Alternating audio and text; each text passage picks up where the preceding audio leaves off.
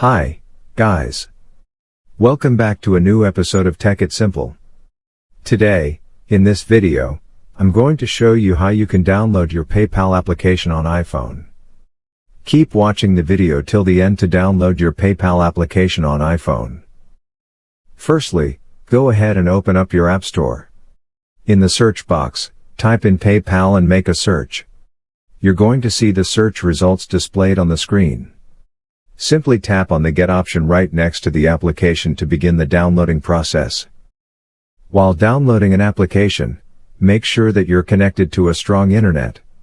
After the installation process is completed, tap on the Open button to launch the application. Open the application, and that is how you'll be able to download your PayPal application on iPhone quickly and easily, just in a few steps. If you have any thoughts or queries, let us know in the comment section. Don't forget to subscribe to our channel.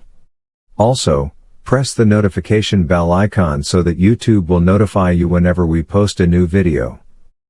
I hope this video was helpful to you. Thank you so much for watching.